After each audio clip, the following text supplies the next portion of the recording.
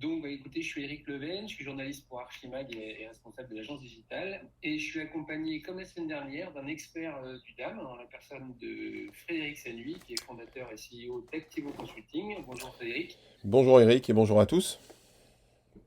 Alors, pourquoi ce webinaire sur le Digital Asset Management et la façon dont cette technologie peut se mettre au service du retail?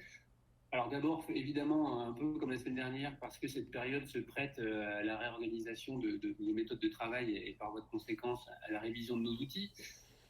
Ensuite, surtout parce qu'Archimag vient d'éditer son nouveau guide pratique, le numéro 66, qui est consacré à la valorisation des ressources multimédia. Alors, vous verrez dans ce guide, il y a un large panorama du marché du digital asset management, de ses enjeux, de ses acteurs, des différentes solutions qui la composent. Un guide auquel je vous rappelle que Frédéric Sanui a largement participé et que je vous conseille évidemment de lire si vous êtes à la recherche de conseils et de solutions sur le sujet. Alors, sachez aussi qu'Archimag a édité l'an dernier un e-book consacré au digital asset management avec plusieurs partenaires, dont Frédéric encore. Vous verrez que dans la présentation qu'on vous enverra, vous aurez tous les liens cliquables qui vous redirigeront à la fois vers le guide, des articles sur le sujet et l'e-book. Euh, Cet e-book, il est accessible en ligne ou téléchargeable au format PDF et il mêle des interviews vidéo, des conseils écrits. On a essayé de varier un peu les formats pour que ce soit sympa à parcourir et digeste. Vous verrez en tout cas que c'est très complet et que ça vous donnera toutes les clés pour aborder ce sujet en complément du guide. Voilà. Alors donc, la semaine dernière, pour ceux qui étaient présents avec nous, nous avons posé les bases du Digital Asset Management. On a fait avec Frédéric un tour d'horizon du marché, des points sur lesquels il était important de challenger les différentes solutions, un tour d'horizon des fonctions clés. Alors maintenant, intéressons-nous à la façon dont le DAM peut se mettre au service des acteurs du retail et du e-commerce. Car évidemment, dans ce secteur d'activité, les enjeux sont radicalement différents de ceux d'un service de communication, d'une collectivité, pardon, ou d'un organe de presse comme Archimag. Les besoins et les enjeux sont évidemment pas les mêmes. Mais chez Archimag, on suit évidemment l'expression des besoins des différents acteurs du marché qui sont toujours en pleine transformation digitale.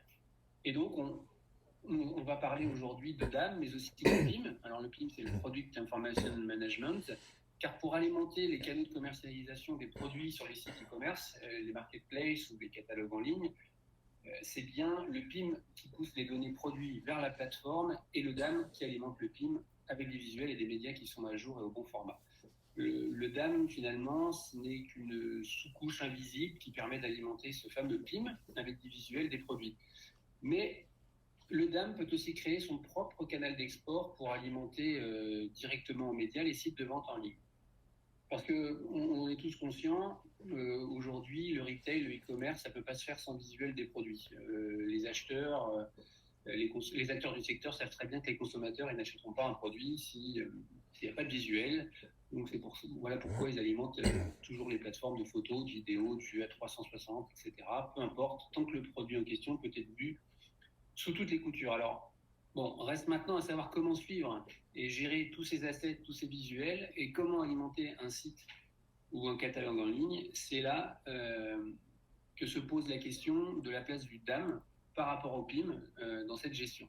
Oui. Mais voilà, donc vous le verrez vous verrez ça avec Frédéric, il va vous expliquer toutes ces choses-là. Alors voilà, Frédéric, je te laisse la parole. Oui. Quels sont les enjeux finalement du DAM au cœur Bah, je crois que de la solution? tu as fait effectivement un assez bon résumé finalement de la situation. Le DAM aujourd'hui en tant que simple, on va dire, organisation d'assets en tant que tel et n'est pas suffisant et notamment depuis un certain nombre d'années, depuis que beaucoup de clients ont engagé, comme tu le précises, cette transformation digitale, le DAM est véritablement au cœur de la chaîne de valeur comme fondation pour la gestion des assets. Alors effectivement, en tout cas, je vais vous proposer au fruit de mon expérience avec un cas client, effectivement, comment tout ça peut s'organiser.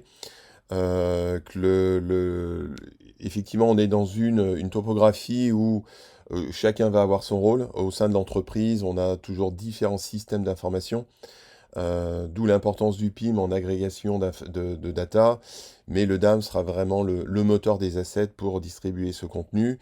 Et on va voir aussi au fil finalement de ces besoins d'expression, la nécessité d'avoir un certain nombre ce qu'on appelle de besoins très spécifiques liés aux dames et qui de fait vont influencer à un moment donné sur le choix de la solution. Dans tous les cas, effectivement, le DAM est vraiment au cœur de cette chaîne de valeur. Et pour montrer cette représentation, finalement, j'ai repris un excellent graphique de chez Akeneo qui montre bien finalement l'état actuel, aussi bien en termes d'enrichissement de contenu que de distribution. Et le terme couramment utilisé dans cette chaîne de valeur, on va appeler, vous allez souvent m'entendre dire le mot de syndication, puisque le but au final est de pouvoir distribuer le contenu image et data à travers l'ensemble de ces canaux de communication. Comme on peut le voir en entrée, on a de plus en plus d'entrées en termes aussi bien de sources d'assets que de data. La plupart des entreprises aujourd'hui, typiquement, commencent déjà par un CRM. Alors ça peut être différents outils, hein. On a de plus en plus des outils comme les Salesforce, on peut avoir des CRM comme des HubSpot, enfin il y a différents systèmes, on a des ERP, on a des développements particuliers. Alors chez des petits clients, ça va aussi bien de la base FileMaker jusqu'à des systèmes beaucoup plus entreprises, mais il y a cette data à gérer en entrée. Et alors les assets, j'en parle pas, parce que là aussi, on est très souvent submergé par le nombre d'assets. L'importance du DAM, comme on l'a vu la semaine dernière, c'est dans l'organisation de ces assets. L'idée, c'est de sortir des WeTransfer, des Dropbox et des Drive ou des clés USB et des disques durs, et de pouvoir en tout cas trouver un, un lieu unique dans l'entreprise où chacun pourra retrouver fruit de métadonnées, retrouver ses assets. Et on voit cette représentation est vraiment caractéristique d'une organisation aujourd'hui où le DAM est vraiment comme fondation, et comme on peut le voir, le PIM est le parfait acteur pour véritablement agréger l'ensemble des métadonnées. Et on va voir qu'en termes de métadonnées, on va aller assez loin parce que là, on parle de métadonnées personnalisées, donc qui sont propres à chaque client suivant les différents métiers. Donc le PI va être capable de récupérer de l'information, par exemple du MDM, le MDM étant le Master Data Management, et il va parfaitement s'articuler. D'où l'importance, on va avoir aussi des connecteurs entre tous ces éléments. Et comme on le voit après, bah, de la même manière qu'on a récupéré de l'information, le but de cet ensemble de systèmes d'information va être de pouvoir distribuer, de syndiquer ce contenu, alors notamment dans notre cas sur des plateformes de e-commerce. Et là, c'est un vrai challenge aussi parce que c'est pas simplement un site web, hein, c'est pas un WordPress derrière. Alors, on peut avoir de la syndication sur des sites corporate, sur des factories comme on appelle, mais aussi sur des sites e-commerce comme les Amazon, etc., les Cdiscount, enfin, suivant le type de produit que l'on a à syndiquer. D'accord. Donc le DAM s'interface, comment ça peut s'interfacer très facilement aux outils existants à tous les Alors, outils de l'entreprise? ouais, alors là, j'ai repris au fil de la présentation, j'ai repris certains graphiques que je trouve assez représentatifs de la situation. Le DAM, comme on l'a vu la semaine dernière, a véritablement beaucoup évolué. Et le seul moyen pour être au cœur de cet écosystème extra riche et où en permanence on doit récupérer de l'information et la distribuer, bah, c'est d'avoir un minimum de connecteurs. Alors, toutes les solutions ne sont pas égales à ce niveau-ci. C'est là que je dis qu'à un moment donné, effectivement, il va falloir voir un petit peu quelle est la solution la plus appropriée. Je dirais que globalement, les solutions dites modernes, mais c'est pas forcément les toutes dernières, mais en tout cas ceux qui ont un peu d'expérience, mais en tout cas euh, en tout cas se sont orientés en comprenant l'expression de besoin avec un certain nombre de connecteurs, sont parfaitement armés. Alors là, j'ai pris l'exemple de Cellum, mais dans l'écosystème global des solutions, vous avez un certain nombre d'acteurs aujourd'hui comme Binder, Wedia, etc. Enfin bon, on pourrait en citer, je vais citer les Français, Kipik, etc. Voilà, comme ça j'aurais un peu fait le tour de la table, mais globalement, on a un certain nombre d'acteurs aujourd'hui, une dizaine d'acteurs qui ont cet écosystème, alors plus ou moins riche. Mais en fait, on le voit effectivement, et c'est pour ça que j'aime bien cette représentation, parce que véritablement, on voit que le DAM est au cœur de cette chaîne de valeur, aussi bien depuis la création de l'asset jusqu'à sa distribution, connecté à des PIM, connecté à des CMS, connecté à des plateformes marketing, connecté à des plateformes d'édition en ligne. Donc c'est aujourd'hui un cocktail extrêmement riche. Alors évidemment, on va pas forcément faire une sélection parce que telle ou telle dame a le connecteur à mon système, mais disons que il faut bien voir qu'à partir du moment où un éditeur a déjà un connecteur, bah, c'est autant de, entre guillemets, de budget de gagner, parce qu'à un moment donné, un connecteur, ça se développe et forcément, ça a un coût. Après, c'est vrai qu'on va voir que la combinaison entre dame et PIM, bah, on n'a pas forcément toujours la bonne relation. Alors, est-ce qu'il faut choisir le dame parce que le connecteur avec le PIM existe, ou il faut choisir le vice-versa, le PIM par rapport aux dames? Je crois que, pour reprendre l'expression de besoin qu'on a évoquée la semaine dernière, il faut bien remettre les choses en place, c'est-à-dire que l'essentiel, c'est le travail humain, c'est les process qu'on va mettre en place, la technologie, ça reste que quelques pourcentages. Et aujourd'hui, un certain nombre d'acteurs, aujourd'hui en tout cas, sont capables d'offrir cet écosystème pour pouvoir, notamment à travers d'API, de pouvoir connecter deux systèmes. D'accord. Donc tu sembles quand même dire que la présence de connecteurs, quand on choisit une solution, la présence, la disponibilité de connecteurs, c'est pas forcément un facteur différenciant. Bah, disons que c'est, Quand même. d'un point de vue budget, si je me mets du côté client, c'est toujours un plus, hein, parce qu'un connecteur, c'est quand même du travail, il faut que ça se développe. Alors même si tout le monde va dire on a des API, bon ça c'est un grand mot, mais derrière il faut quand même, il faut en tout cas mapper les systèmes. Comme je le vois ici, comme je le montre ici, on a vraiment, et c'est aussi mon propos, c'est que finalement, est-ce qu'on doit avoir deux systèmes séparés, ou un même système? Alors c'est vrai qu'on a une tendance, notamment des acteurs de PIM aujourd'hui, à dire, bah voilà, nous on embarque, on fait l'asset management.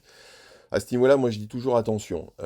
Évidemment, ça semble l'idéal d'avoir un système qui soit capable de faire tout en un. Comme on l'a vu la semaine dernière, le DAM répond à un certain nombre de préconisations. Le DAM, il est là pour processer les assets. Et quand je parle d'assets, je ne parle pas simplement de petits JPEG, hein. Il faut être capable de processer des assets très haute définition, en très grande quantité. Et c'est pour ça que je le répète souvent, le DAM, c'est un moteur dans un premier temps. C'est un moteur avec une partie de métadonnées, être capable de retrouver ces métadonnées, de processer les fichiers. Et malheureusement, fruit de mon expérience, j'ai rarement vu aujourd'hui des PIM qui soient extrêmement efficaces à ce niveau aussi. Et je le répète encore, c'est pas parce qu'on a des previews dans un navigateur que ça fait dame. Voilà. Là, il faut toujours sortir un peu du contexte des éditeurs qui, à travers une présentation PowerPoint, vont vous dire que ça fait du dame. Je pense qu'il est plus raisonnable d'avoir deux systèmes différents. Un DAM qui fait vraiment son travail et un PIM qui fait vraiment son travail. Le PIM, par contre, va exceller dans la gestion très complexe des métadonnées. C'est pas que le DAM le fera moins bien, mais si on resitue, le DAM est concentré sur l'asset, hein, c'est d'ailleurs le principe de la base de données d'un DAM, alors que le PIM, c'est le produit qui est composé d'un asset et d'un un certain nombre de propriétés, notamment de champs de métadonnées. Voilà, et je vous le montrerai à travers un exemple très concret juste après. Donc finalement, ce qui va regrouper, ça va être l'asset que l'on va pouvoir connecter à travers une API. Alors, c'est pas un travail impossible. Je dis simplement, effectivement, si le connecteur existe entre deux éditeurs, bah, c'est toujours mieux, c'est du temps gagné et aussi de l'argent, hein. On est quand même dans un système, il faut retrouver un retour sur investissement le plus rapide. C'est quand même la tendance aujourd'hui où de plus en plus, parce que très souvent des projets d'âme sont aussi des projets PIM. C'est globalement ce que je vis un peu au quotidien. Donc de plus en plus d'éditeurs, en tout cas ceux qui sont les plus à la pointe à ce niveau-ci, qui ont l'habitude d'avoir cette expérience auprès des marques, ont un écosystème, chose que j'avais montré d'ailleurs dans un de mes derniers webinaires, où sur trois acteurs différents, je montrais tout l'écosystème de connecteurs qui est assez important. Et là, pour reprendre les mêmes, hein, que ce soit des Wedia, Keepik, Binder, Selum, vous allez voir qu'il y a, je ne vais pas dire que tous les mois il y en a un de plus, mais en tout cas, c'est un environnement qui devient assez riche. Donc du coup, D'accord. DAM versus PIM, bah, on se retrouve un petit peu dans cette dualité où, je le répète, le DAM a pour référent en fait l'actif, là où le PIM a pour référent le produit.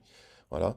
Donc les deux, en tout cas, doivent être capables de travailler de concert afin de délivrer, et ça c'est le plus important, une expérience client extraordinaire. C'est-à-dire qu'il faut être capable en tout cas, de rassembler l'ensemble de cette information et de la distribuer sur les points de communication. Dans ton parcours, dans ton expérience, tu as vu aussi des clients qui étaient équipés d'un PIM intégrant un module de DAM et qui sont finalement revenus à un DAM externe Alors je par la suite? dirais que il y a différents types de projets. C'est vrai que, et moi, j'ai commencé typiquement avec des projets d'AM et PIM, par exemple, avec PIMcore, qui est une solution open source en 2005. Donc ça, c'était les premières versions. Pour vous situer, on est en version 5, si je ne me trompe pas aujourd'hui. Alors évidemment, au départ, bah, on faisait tout en un, parce que la notion de distribution, de syndication n'était pas véritablement encore en pointe. Il y a une question de budget aussi, hein, c'est-à-dire que évidemment, si on commence dans ce cheminement de solutions, cela va dépendre un petit peu de la taille de l'entreprise. Si on est une PME, une plus grosse entreprise, type ETI, type plus grand compte, je dirais que sur des grands comptes, on a toujours tendance à globalement à partir sur des solutions plus entreprises et à différencier les deux. Euh, il y a une notion aussi de performance toujours que j'indique, hein, là c'est important quand on gère des produits, la donne est différente si on gère 20 000, ce qu'on appelle SKU, hein, c'est-à-dire produits et 1 million de références. D'accord? Et comme le DAM, bah, le PIM est soumis à ces mêmes problématiques. Donc, de la même manière qu'on va tester un éditeur avec un jeu de fichiers, de métadonnées pour véritablement faire un petit POC, bah, avec le PIM, ça sera exactement pareil. Mais je vous montrerai tout ça, ces éléments par la suite. En tout cas, sur des petits projets, j'ai souvent vu des gens démarrer avec des solutions type open source, même si l'open source cache toujours un peu de service, hein, le service n'est jamais gratuit et heureusement, il faut que chacun puisse vivre. Après, il y a toujours possibilité de migrer vers des solutions, on va dire, plus entreprises. Et ça va dépendre un peu des éditeurs, hein. Comme je le disais la semaine dernière, certains ont tendance un petit peu à faire de la rétention d'informations. Donc si en tout cas si vous avez le contrôle de vos assets et de vos data, je dirais qu'a priori oui. Maintenant, avant de commencer, il faut vraiment avoir une vision quand même à moyen et long terme pour éviter des migrations qui peuvent toujours être pénibles. D'accord. Alors, juste avant de passer aux métadonnées, je voulais vous rappeler que vous pouvez poser des questions à tout moment, qu'on prendra en live si on peut y répondre tout de suite ou qu'on se réservera pour la fin, hein, n'hésitez pas. Vous avez un outil qui vous permet de poser les questions que vous souhaitez. Donc, alors, revenons aux métadonnées. On en a parlé déjà la semaine dernière, côté DAM, mais j'imagine que là, aujourd'hui, avec le PIM et dans le retail, la problématique autour des métadonnées est un peu différente. Ouais, tout à fait. Alors là, on est vraiment au cœur je dirais, de l'action. Alors comme Dame Product Owner, là, pour Michelin, je vais vous parler un peu d'un cas client très concret, en plus d'une marque qui est au cœur de l'actualité aujourd'hui, qui est plein d'innovation, avec des équipes plein de talent également. Et aujourd'hui, c'est effectivement le DAM au cœur en tout cas d'une distribution de contenu, bah, c'est un petit peu différent. Et là, je vous ai montré l'exemple, je vous montre le cas typique d'un pneu Michelin, où en fait on va faire un mix, le tout dans une interface agréable, c'est-à-dire simple, hein, avec globalement des boutons assez bien répartis, très visuels. Et on a fait un mix finalement entre des descriptions classiques de métadonnées, où on va faire une agrégation de champs type IPTC par exemple. Je répète, IPTC qui reste le standard de métadonnées aujourd'hui dans le DAM, puisque c'est une métadonnée qu'on va pouvoir incorporer dans des fichiers, qui vont pouvoir suivre le fichier. Donc toujours important d'avoir cette partie en tête. Mais bien entendu, on a toujours une partie de métadonnées personnalisée dédiée au métier. Et là, ce qu'on essaye de faire, bah, le DAM, côté DAM, on va pas mettre toutes les métadonnées, bien entendu, du métier, parce que on aura très vite, côté métier, une centaine de métadonnées, voire 500, 600, enfin, là, ça va dépendre un peu du cas client. On va simplement en prendre une extraction. Et puis surtout, on va toujours, parce qu'il faut toujours avoir en fond de tâche cette notion d'expérience utilisateur. Il faut pas que cette fiche d'information se transforme en un fichier Excel en ligne. Donc en tout cas, il est important de pouvoir présenter l'information utile et nécessaire au client. Et là, c'est la parfaite représentation d'un affichage qui est agréable, qui n'est pas trop complexe, qui n'est pas trop technique, où rapidement on sait où se trouve l'essentiel de cette information. Et bien entendu, toute cette information on va pouvoir la retrouver à travers une recherche dans Notre-Dame, qu'elle soit standard ou personnalisée. Voilà. Alors après côté PIM, bah, comment ça va se passer? Donc là, je suis passé de l'autre côté de la barrière. Bah, on va retrouver. Alors l'interface utilisateur côté PIM, elle est pas encore peut-être au niveau de ce qu'on peut avoir côté DAM. Mais par contre, les choses quand même s'améliorent. Et là, on est dans un cas où on a quand même une interface qui est relativement simple. Pareil, on va cliquer sur notre produit et là, par contre, on va avoir beaucoup plus d'informations liées au métier et moins d'informations liées aux standards tels que l'IPTC ou des mots-clés en particulier. Mais en tout cas, l'ensemble des visuels ainsi que les assets référents, parce que là aussi, ce qui est important dans le PIM, on aura le produit, très souvent, ce qu'on va mettre, on va rajouter ce qu'on appelle des assets liés. Soit le pneu, par exemple, dans son contexte, avec différentes situations. Et là, c'est vraiment important parce que ça fait partie de toute la stratégie e-retail. Et il faut bien se donner, toujours se rappeler comme objectif principal. On fait tout ça, c'est quoi? C'est pour augmenter les ventes, c'est pour augmenter l'engagement client et fournir aux distributeurs le moyen de diffuser le produit et son contenu. Donc, vous voyez, c'est une vision qui est un peu différente. On a toujours des visions des prévisualisations d'assets. Tous ces assets viennent du DAM, hein, en tant que tel. Donc on a fait ce qu'on appelle, on a créé un connecteur, et ce connecteur permet de diffuser ces images. Par contre, côté métadonnées, on a une partie qui est commune et une partie qui ne l'est pas. Et la Et finalité de donc, tout ça, pardon, je te coupe. oui, Juste une question, les assets qu'on prévisualise pardon, dans le PIM, ils ne sont pas stockés dans le PIM, ça reste tout juste à fait. dans le DAM, Alors, tout à fait. C'est-à-dire ou dans le que PIM. l'idée, c'est de pouvoir utiliser les assets du DAM, donc ils ne sont pas stockés dans le PIM. Alors, bien entendu, la solution de PIM, là, aujourd'hui utilisée, pourrait stocker. Ce qui est assez intéressant, c'est que l'approche de l'éditeur, et je l'apprécie, enfin, en tout cas, elle a le mérite d'être honnête. Dès le départ, ils ont dit, nous, notre métier, c'est la data, et c'est le but du PIM. Évidemment, on peut stocker des assets, mais le DAM sera plus performant. Donc ça, c'est une approche qui n'est pas forcément commune. Beaucoup d'éditeurs de PIM sont souvent, en tout cas, à se poser garant, mais nous aussi, on peut faire le DAM. Là, on est vraiment où chaque acteur joue son rôle. Et donc, du coup, chaque asset que l'on voit dans le PIM est véritablement syndiqué depuis le DAM. Alors, bien entendu, ce qu'il faut voir aussi, c'est qu'il y a aussi toute une notion derrière d'architecture technique. On ne va pas rentrer dans le détail. Il faut que les images s'affichent très rapidement. Donc, il y a toute une histoire de ce qu'on appelle de CDN, de proxy image qui permet de diffuser l'image très rapidement et notamment après sur les plateformes e-commerce. Mais j'y reviendrai sur par la suite. Et donc là, ce qu'on va voir, bah, c'est finalement la concrétisation finale de sa stratégie retail entre DAM et PIM qui ont été tous les deux travaillés, où l'ensemble de la data est organisé ensemble, et vous allez vous retrouver votre même produit et article avec ces mêmes types de métadonnées. Alors pas forcément toutes les métadonnées, là aussi, hein, ça va dépendre un petit peu des plateformes e-commerce. C'est aussi un vrai travail, hein. Il faut savoir qu'aujourd'hui, toutes ces plateformes de e-commerce ont tendance à changer leur API assez souvent. Et c'est un vrai labeur, on va dire, au quotidien pour être capable de mettre à jour ces connecteurs. C'est pour ça qu'on a de plus en plus aussi sur le marché des acteurs qui viennent s'immiscer finalement un peu à la sortie du PIM et avant les plateformes e-commerce pour faire qu'un connecteur et après être capable de mettre à jour les connecteurs sur les différentes plateformes e-commerce.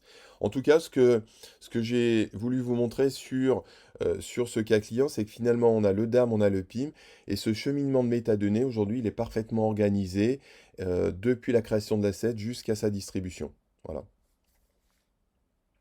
D'accord. Alors, avant de passer aux clés du choix d'une...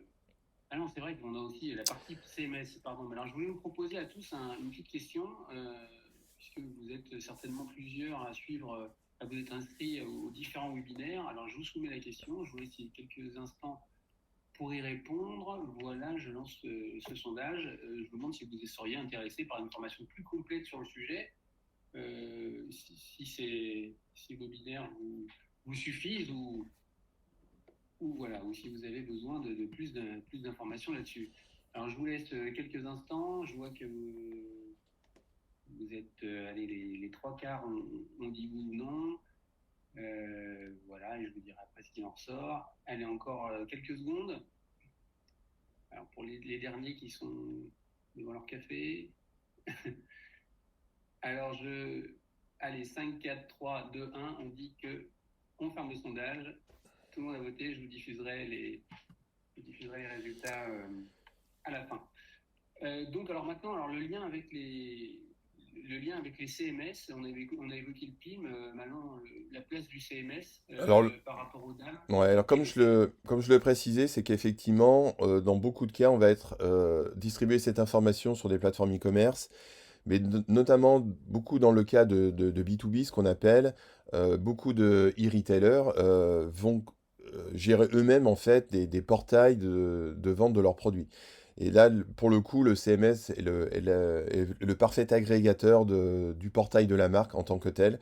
On va pouvoir très facilement personnaliser ce contenu, agréger le contenu d'autres sources d'informations pour une expérience utilisateur, je dirais, exceptionnelle et simple en même temps. Alors, il y a aussi une tendance où, notamment côté dames, on a de plus en plus des options qui viennent se greffer, ce qu'on appelle des factories, des brand centers, qui sont là un peu pour faire office un peu de CMS. C'est aussi la tendance du DAM aujourd'hui, qu'on avait déjà évoqué la semaine dernière, à travers en tout cas des fonctionnalités qui vont vers le marketing.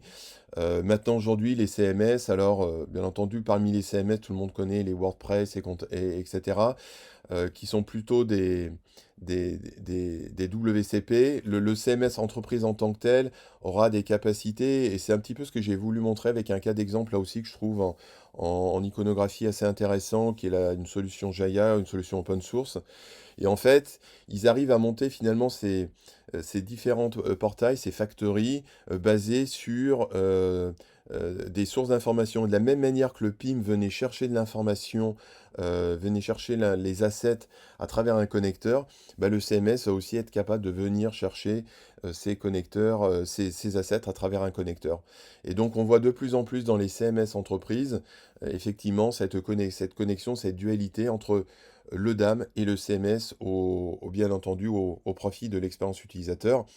Et tout ça, finalement, ça se traduit avec le cas client que je vous ai évoqué, qui est le cas donc Michelin, et qui a parfaitement, en tout cas, compris la stratégie, la vision à travers cette dualité DAM, PIM et je dirais même CMS. Alors pour le coup, je vous ai montré effectivement les deux solutions qui sont aujourd'hui utilisées, Wedia côté DAM et InRiver côté PIM. Et donc voilà, vous voyez qu'on a deux systèmes avec différents acteurs qui ont différents rôles, qui interviennent à différents moments. On va gérer aussi bien donc des assets en très grand nombre. On va gérer de la data et de l'agrégation d'informations à différents niveaux. Et le grand challenge aussi pour une marque comme Michelin, c'est la syndication sur tous les portails de vente e-retail. Et là, bon, je pense que vous en connaissez un certain nombre. Côté CMS, ce qui est intéressant aussi, Michelin a fait confiance à un framework open source qui s'appelle Apostrophe. Donc là où aussi, la volonté aussi des marques à un moment donné de reprendre un peu le contrôle aussi de cet outil. Et puis alors dans le cas de Michelin, il y a une très forte expertise technique à Steam aussi, donc ils sont capables de développer.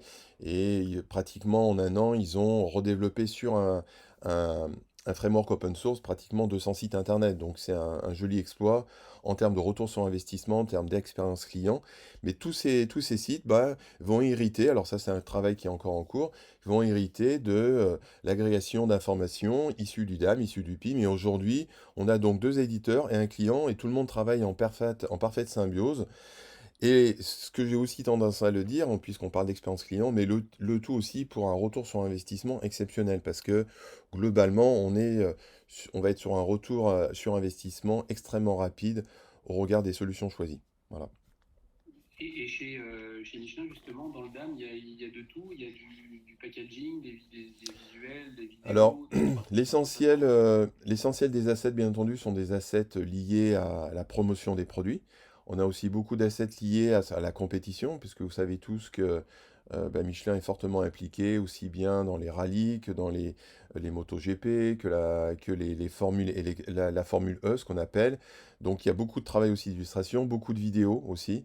Donc là, effectivement, à un moment donné, la solution doit, en tout cas, de DAM, doit être capable d'embrasser l'ensemble de ces challenges avec des centaines de milliers d'assets à gérer. Donc là, progressivement, en quelques mois, on est déjà bien avancé. C'est aussi le propos des solutions de DAM, c'est-à-dire on n'est pas sur il va nous falloir 12 mois, 18 mois, 24 mois. Non, le DAM, ça se fait dans l'année. Voilà. Il faut être aussi très clair là-dessus. C'est un ROI qui est très rapide. Et surtout, on part d'une situation où globalement, on part d'une vingtaine de dames pour en arriver à un seul. Donc là, il y a aussi un énorme challenge côté éditeur, hein, il faut être capable de rassembler tout ça. Mais c'est en tout cas, c'est un travail qui est possible, avec toujours au cœur de cette expérience le client et la facilité d'utilisation et la performance. D'accord. Alors maintenant, en termes de clés, de choix de solutions, est-ce que ces clés de choix sont les mêmes quand on est dans le secteur du retail ou du e-commerce que quand on est, comme la semaine dernière, dans le cas de, je sais pas, d'une agence de communication, d'un organe de presse, Ouais, d'une collectivité? ouais, je dirais que les critères de choix sont, on va les retrouver pour l'essentiel, hein. Bien entendu, ça va être l'expérience utilisateur. Et il est très clair qu'aujourd'hui, il est compliqué de ce qu'on dit de faire d'onboarding de projet comme ça avec un outil qui serait pas facile d'utilisation, hein. Si tout le monde sait utiliser un smartphone aujourd'hui, il y a des raisons pour cela, c'est qu'on est dans la simplicité. Donc l'expérience utilisateur, elle est fondamentale. Aujourd'hui, chez la plupart des éditeurs de dames, il y a eu une véritable avancée. Donc, on a des portails là, comme celui que je montre, où globalement, on a un portail d'images qui va être, qu'on va pouvoir retrouver à travers peut-être une organisation d'assets, mais beaucoup à travers de la métadonnée. Côté PIM, c'est un petit peu différent. Même si là aussi, on a des acteurs comme Akeneo, InRiver, des acteurs modernes, sont véritablement vers des interfaces assez jolies. Maintenant, je dis toujours attention danger parce que c'est bien que ça soit joli, mais il faut aussi que derrière le travail soit fait. C'est-à-dire qu'il faut une forte performance à ce niveau-là. Donc là, il faut que, et d'où la dualité DAM et PIM, c'est-à-dire que le DAM gère les assets, le PIM gère les datas. Au niveau de ces datas, dans un cas d'un projet e-retail, il faut aussi que vous ayez un contrôle de ces métadonnées. Donc là aussi, je reviens sur des choses que j'ai partagées la semaine dernière, à savoir que un projet de e-retail, c'est des centaines et des centaines de champs. Donc, en tout cas, il faut essayer au meilleur du cas, du côté client, d'avoir le contrôle de ces métadonnées, aussi bien dans leur création, côté DAM, côté PIM, dans la création aussi de tout ce qui est transformation.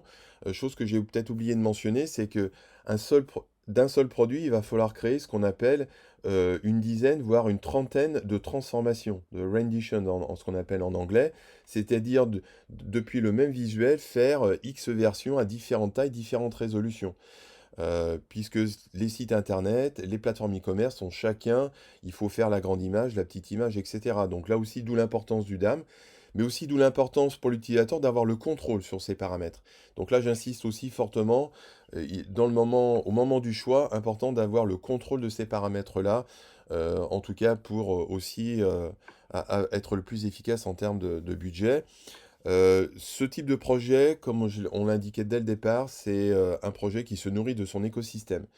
Donc là, évidemment, même si le connecteur qui existerait n'est pas forcément le choix primordial, il faut quand même une plateforme qui soit ouverte, donc avec un minimum, en tout cas, ce qu'on appelle une API, des outils qui soient capables véritablement de se connecter au système d'information de l'entreprise. Et puis bien entendu, si vous avez s'il y a des connecteurs, mais là aussi, il ne faut pas non plus jeter tout le temps la pierre aux éditeurs.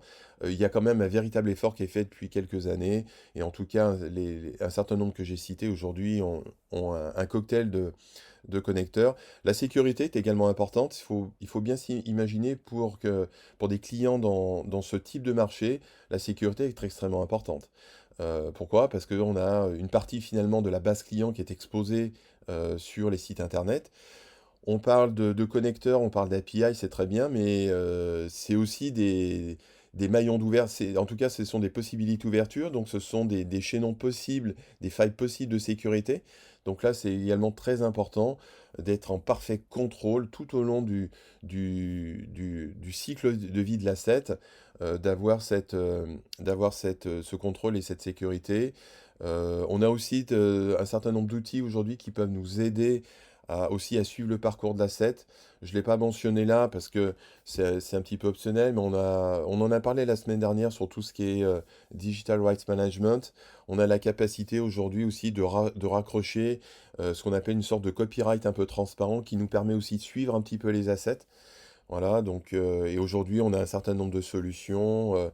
Puis comme on est dans un webinaire français, j'en profiterai de parler d'Imata, qui est une belle société française et justement qui fait de l'intégration à ce niveau-là. Donc ça, c'est important en tout cas de suivre ses assets, de sécuriser ses plateformes. Et le dernier point, bah, bien entendu, ce sont ce qu'on appelle les KPI, la mesure des analytics. Et au-delà simplement de savoir qui s'est connecté quand et comment, c'est véritablement mesurer la performance des assets et donc du coup même la performance de la syndication de mon produit depuis la création d'assets jusqu'à sa distribution. Donc là, on peut très vite voir que ça peut devenir très vite complexe, hein, parce qu'il y a énormément de métadonnées à suivre. Donc voilà un petit peu les critères du choix. Ce sont des projets très ambitieux. Il faut véritablement être, en tout cas, assez bien organisé dès le départ, avoir les bons experts de part et d'autre, et toujours, bien entendu, euh, avoir comme ligne de conduite l'expression de besoin du client. Mais alors, comment tu testes les performances du DAM que tu souhaites acquérir? Comment concrètement tu te retrouves devant le DAM et tu fais quoi? Tu importes des fichiers pour voir la Ouais, alors, qualité ouais, si ça coûte? sur l'asset management, on avait un petit peu évoqué la semaine dernière, c'est que moi, typiquement, j'ai un jeu d'assets.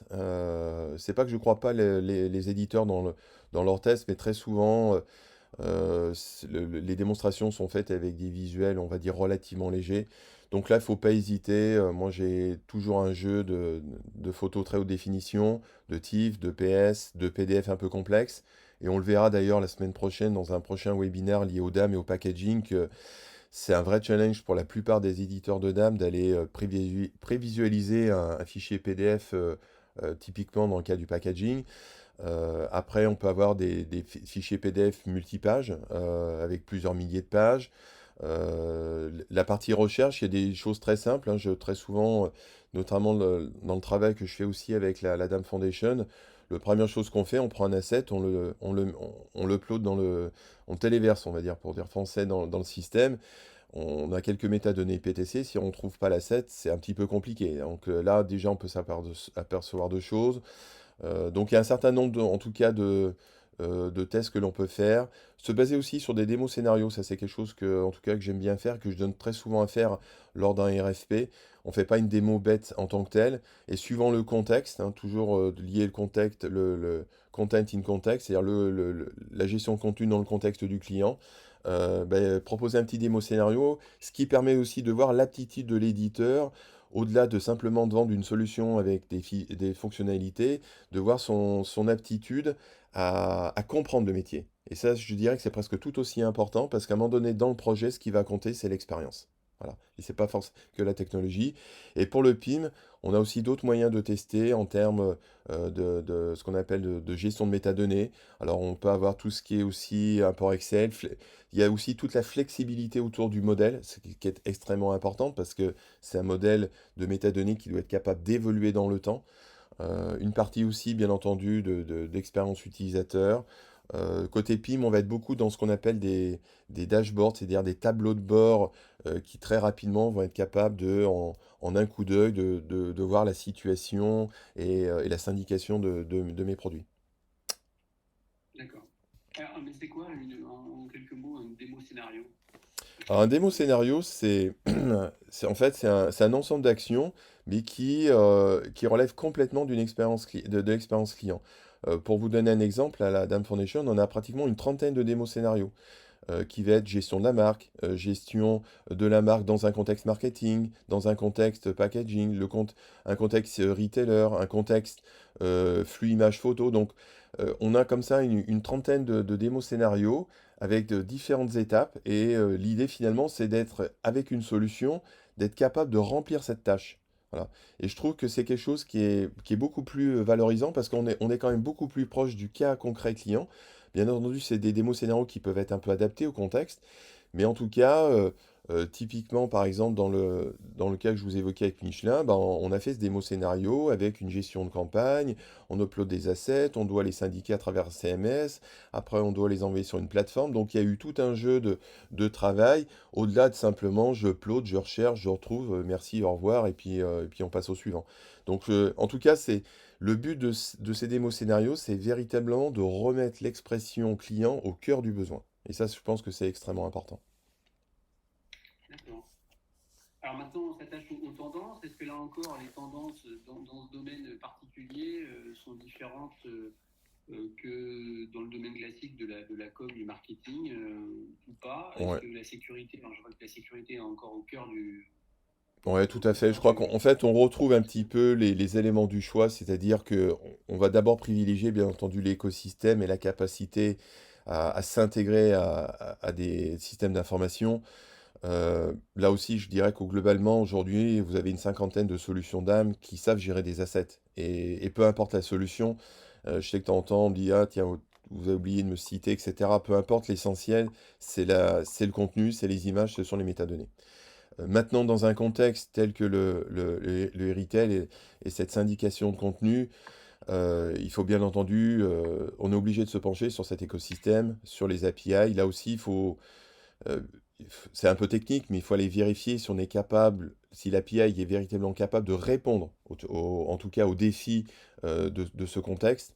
Là, c'est un peu technique, donc là, d'où la nécessité forcément d'être un peu accompagné. La sécurité aussi, parce que là, je le remets toujours, et lors d'un dernier webinaire, j'ai présenté notamment des informations liées d'un rapport de Mulsoft là, cette année qui était très intéressant sur le contexte marketing des marques, etc. Et un sondage qui a été fait sur près de 5000 acteurs montre que le premier point qui vient en tête, c'est la sécurité. Voilà, aujourd'hui, on est tous, et là, je dirais, la preuve en est aujourd'hui, même dans ce contexte un peu compliqué du Covid, où on a de la peine finalement à lancer des applis parce que à un moment donné, on veut savoir où va notre data. C'est-à-dire, elle est hébergée où, elle est sécurisée comment, qui en a le contrôle, est-ce que je peux la récupérer? Et là, pour les marques, c'est extrêmement important. Il faut savoir qu'entre les marques, il y a aussi beaucoup toujours de challenges, hein, de compétition. Il n'est pas rare de voir des histoires d'espionnage des uns et les autres. À un moment donné, c'est une base de données qui est en partiellement exposée, donc la sécurité, de fait, je dirais que je la mettrais pratiquement dans tous les cas en premier niveau. Après, la tendance aujourd'hui, puisque, et notamment je reviens sur des questions qu'on avait eues la semaine dernière autour de l'intelligence artificielle, c'est aussi un moyen dans ce contexte-là de différencier un petit peu les acteurs. Alors, je suis pas forcément dans la gestion de la métadonnée en tant que telle, un super partisan de l'intelligence artificielle en tant que telle, parce que ça apporte aussi du bruit en termes de métadonnées. L'importance aussi côté éditeur de bien canaliser, hein, cette partie-là. On n'est pas obligé de l'activer non plus comme en tant que tel.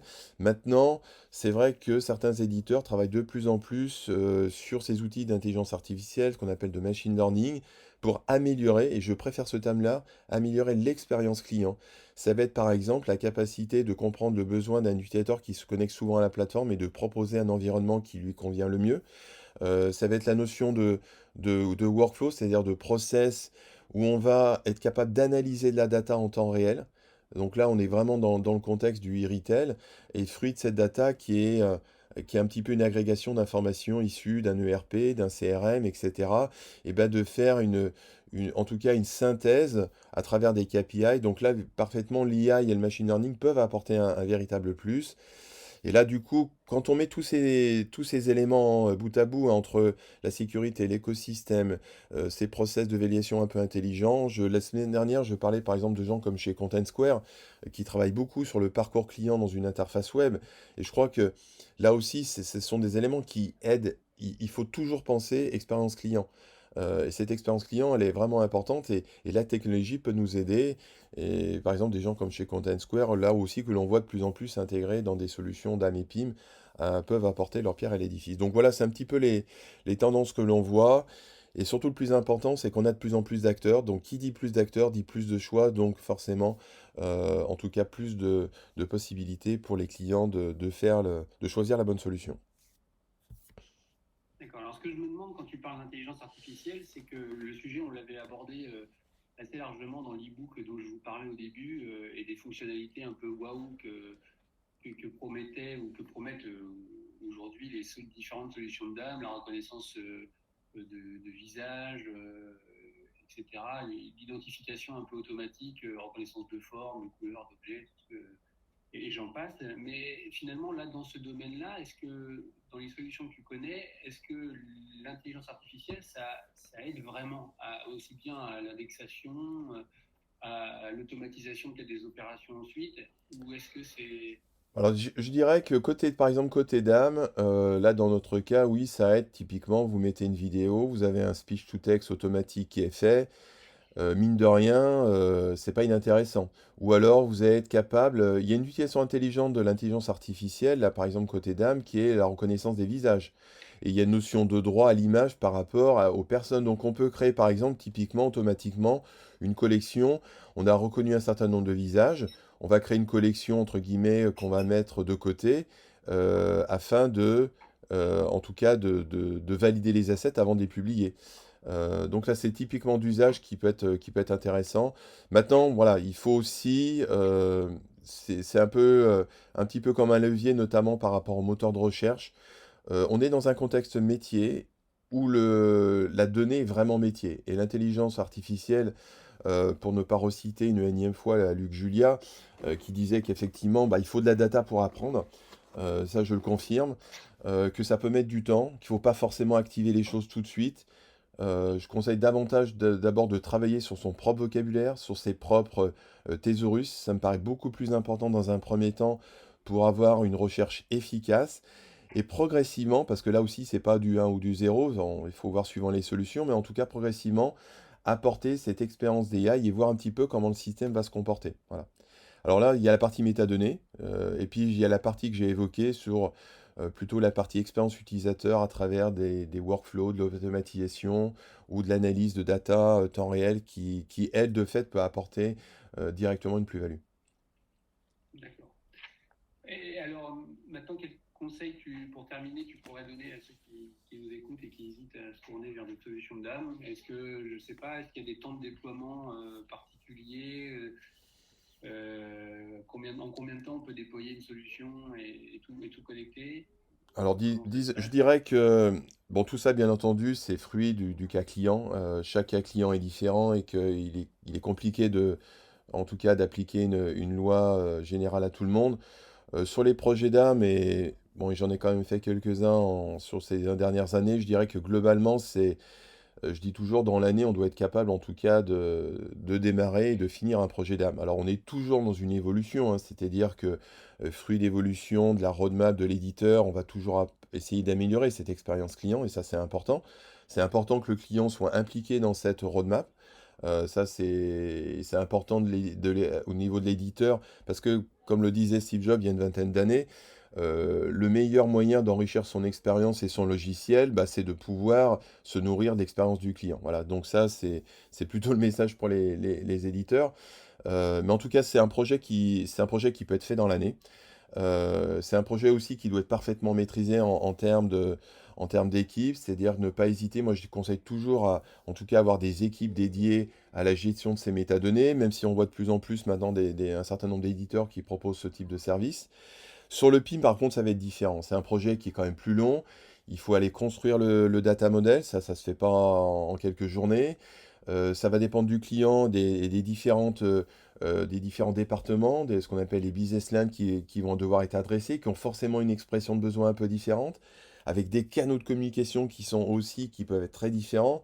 Donc un projet PIM en dessous de 18 mois, c'est quand même sportif, hein. C'est-à-dire que et globalement, DAM et PIM, on va dire que sur 2 ans, c'est quelque chose qui est faisable. Ça demande du travail, voilà, faut pas perdre son temps. Il faut tout de suite avoir en tout cas un team building vraiment entre les éditeurs, que les choses soient parfaitement transparentes. Mais ça aussi, c'est le fruit auparavant de ce qu'on fait très souvent en RFI, en FP, cette pré-analyse de la solution au regard du besoin. Et là, il ne faut pas se tromper, c'est-à-dire qu'à un moment donné, il faut évidemment avoir les bons acteurs. En tout cas, voilà, c'est un petit peu, bien entendu, il faut essayer d'être accompagné. Donc là, c'est par exemple, c'est pour ça que dans mon cas, là, avec mon équipe, on est toujours dans cette donnée de design thinking, c'est-à-dire on modélise, on essaye de construire en tout cas l'idée, le projet du client, de le tester avant en tout cas de rentrer dans la pratique. Et finalement, c'est tout un travail qui peut être fait, je dirais, pratiquement sans la solution en tant que telle, mais qui est un travail qui est important de sourcing d'informations, et en tout cas, à la fin, la solution, c'est pas de la technologie, c'est une expérience client, je le répète.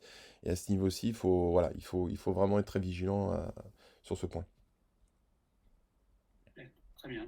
Ben, merci Frédéric pour ces informations. Alors, si vous avez des questions, c'est le moment de nous les adresser via l'outil de questions du GoToWebinar. Je vous partage les résultats de la question de tout à l'heure. Seriez-vous intéressé par une formation? Vous voyez qu'à 77%, c'est plutôt oui. Donc, même si ces webinaires vous éclairent, finalement, il en manque. Et c'est quoi de plus normal, hein. En même temps, on défriche le sujet, mais on ne va pas trop non plus en profondeur. Donc, alors pour l'instant, il n'y a pas de questions. Donc, je vous rappelle, en attendant, si vous avez des questions, n'hésitez pas à les poser. Je vous rappelle que 2 autres webinaires organisés par Archimag et Activo Consulting sont prévus autour du DAM et de la valorisation des ressources multimédia. Donc, la semaine prochaine, mardi prochain, même heure, sur le DAM au service du brand content et du packaging. Et le 19 mai, avec Michel Remise, qui est rédacteur en chef d'Archimag, sur la gestion et la valorisation de son patrimoine audiovisuel. Et je crois, Frédéric, aussi que de ton côté, il y en a d'autres. Ouais, bah, Il y a aussi des webinaires. ouais, en Des choses cette, qui sont prévues. en cette période, bon, c'est vrai que c'est pas qu'on ait plus de temps, mais bon, en tout cas, on gagne au moins en temps de transport, donc on a un peu plus de temps pour passer en tout cas sur ce modèle en tout cas d'information. Et de mon côté, effectivement, j'essaye en tout cas de partager de façon très agnostique cette expérience. Donc, bah, ce jeudi, j'ai un webinaire qui va un petit peu dans le même sens, plus orienté sur l'expérience client avec un éditeur Sidecore, qui a une solution aussi DAM, CMS, workflow intégré. Comme j'adore la partie photo, et que cette année ce sont les 25 ans de Photostations, donc je ne sais pas si certains connaissent, mais j'ai commencé avec cet outil dans les années 2000 dans les agences photo. Donc là, je reviendrai plus concrètement avec l'éditeur Photoware, qui était l'éditeur de Photostation, mais aussi d'une solution de DAM, bah, sur tout le parcours image d'un photographe, quelles sont les contraintes, et avec une démo en live. Et puis comme je vous parlais de la DAM Foundation, bah, en fait on a aussi ce travail, alors là par contre c'est en anglais parce que ça se veut plus international, mais entre le 26 mai et le 4 août, on lance une série de 6 webinaires qui vont pour essayer de redéfinir un peu la notion de modèle d'âme, c'est quoi le standard, et on a fait beaucoup de travail à ce team aussi pour redéfinir au regard de l'expression de besoin client, hein, et des démos scénarios de tout ce que je vous ai partagé de façon complètement agnostique. Là, on est véritablement sur le cœur du DAM en tant que tel. Alors certes en anglais, je ferai sans doute en tout cas une traduction en français dans mes différents posts pour que chacun puisse en tout cas suivre ces éléments-là. Donc voilà, en tout cas pas mal de contenu à venir. D'accord. Bah, très bien. Alors, on a quelques questions. Donc, la première, Lionel qui te demande d'ailleurs, quelles sont les capacités actuelles de l'IA pour reconnaître les produits et combien de temps ça prend-il? Est-ce que tu peux l'éclairer sur ce Ouais, sujet? alors je dirais que ça va dépendre un petit peu de la solution parce que côté AI, on a bien entendu différents moteurs.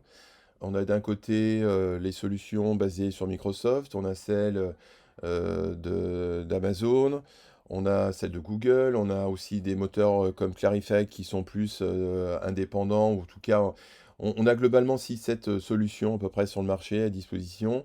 Euh, les éditeurs de dames sont pas forcément, ils vont pas vous proposer X ou Y solutions un petit peu à la carte, hein.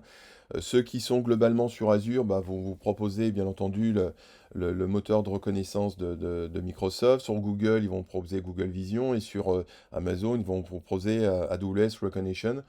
Je dirais que bon, globalement, les trois, on va dire, se valent un petit peu près à Steam aussi. Pour récupérer de l'information en tant que tel, de mots-clés, c'est relativement rapide. Mais en même temps, c'est dangereux, comme je l'ai dit. C'est-à-dire qu'il faut, si on a un véritable travail de vocabulaire, c'est pas quelque chose que je conseille d'activer tout de suite. Sur les vidéos, c'est un petit peu différent, parce que lorsque vous avez la fonctionnalité speech to text, elle est aussi intéressante, mais là aussi, est-ce qu'il faut l'activer pour la recherche en tant que telle?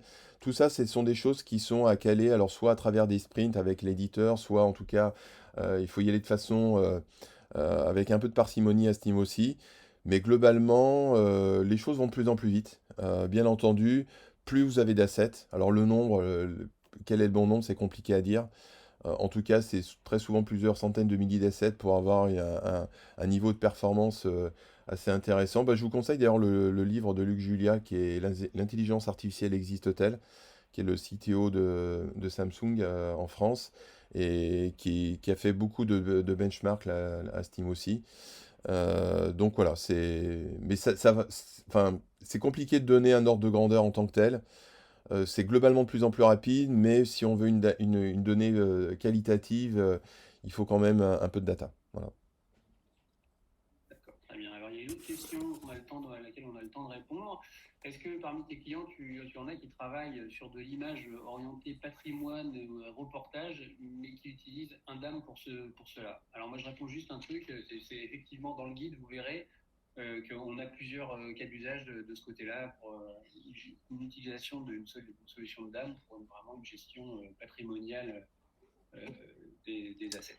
Ben, je vous Est-ce que dans dirais, tes clients, tu en as? ouais, je vous dirais, puis c'est un petit peu la question qu'on s'était posée la semaine dernière, quelle dame pour quel usage? Et une de mes réponses, c'était qu'en 2020, bah, le DAM se euh, doit être capable d'embrasser un certain nombre de métiers. Et là, aujourd'hui, je vous ai parlé de la solution DAM Wedia qui permet enfin, qui gère le DAM Michelin. Eh ben, c'est cette même solution qui gère le Heritel, mais qui gère aussi le patrimoine Michelin. Voilà. Donc finalement, vous voyez que on peut aussi bien avoir un produit qui va être orienté autour de la gestion du patrimoine. Et d'ailleurs, je vous encourage tous à aller, si vous êtes passé à Clermont-Ferrand, à aller visiter le musée L'Aventure Michelin, qui est exceptionnel en termes de digital et d'écosystème au global. Et c'est vraiment le patrimoine Michelin en tant que tel. Et ben, ce patrimoine-là, il est géré dans le DAM. Voilà. D'accord. Et une dernière, que penses-tu des PIM qui sont développés en interne?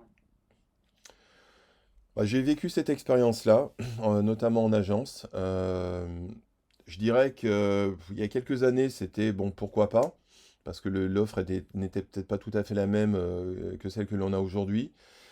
C'est toujours un challenge, je dirais pas forcément au niveau de la technologie, parce qu'on a des équipes qui sont parfaitement performantes et qui sont capables d'avoir leur propre PIM. Moi, le plus gros challenge que j'ai vécu, c'est de garder les équipes. Et ça, c'est pas évident parce qu'il y a un moment donné, bah, il y a toujours un effet de levier qui fait que on a un petit peu de pouvoir parce qu'on maîtrise l'outil. Donc, il faut être capable de garder ses équipes. Et Dieu sait que c'est pas forcément évident, et d'autant plus maintenant. Donc, je dirais que je préconiserais plutôt quand même de partir sur un socle éditeur. Ça ne veut pas dire qu'on ne peut pas faire de personnalisation. Moi, je suis là, par exemple, sur un certain nombre de projets. Bon, là, donc, je peux pas tout vous en partager en tant que tel, mais euh, ou en tout cas, on part sur un socle éditeur, mais on va faire de la personnalisation par-dessus. Parce que simplement, à un moment donné, il faut quand même se poser une question. Un produit doit évoluer dans le temps. Et vous savez que versus toutes les lois de Moore, etc., globalement, tous les 18 mois, et quand c'est pas moins, on a une certaine évolution des technologies, notamment côté du web. Bah, juste pour cet aspect-là, c'est un vrai challenge d'être capable dites-vous, la moindre action pour être compatible sur tous les navigateurs, Windows, Mac, etc., mobile, être responsive etc. Et ben bon courage. Bon courage. Donc si on peut avoir un socle éditeur et apporter une touche de personnalisation justement grâce à ces écosystèmes et l'API, et ben finalement vous avez une solution maison que personne n'a parce que vous l'avez personnalisée, mais vous êtes quand même sur un socle éditeur qui vous permet en tout cas de ne pas avoir trop peur d'évolution X ou Y de technologie dans les mois et années qui viennent. D'accord. Écoute, parfait. J'espère qu'on a répondu à vos questions. Il est 11 heures, alors on va s'arrêter là pour ce matin. Alors pour ceux qui veulent s'inscrire aux autres webinaires dont j'ai parlé, vous pouvez le faire en vous rendant sur archimac.com et de toute façon, on va vous envoyer la présentation et je vais ajouter le lien d'inscription et on ajoutera aussi un lien vers le livre de Luc Julia. Voilà, bah écoutez, merci Frédéric encore, hein, Merci et à puis on tous. se Au retrouve la revoir. semaine prochaine pour la suite. Et puis n'oubliez pas de vous plonger dans le guide 66 d'Archimag et d'aller fouiller sur archimag.com, à la fois pour chercher des infos et pour vous inscrire aux autres webinaires.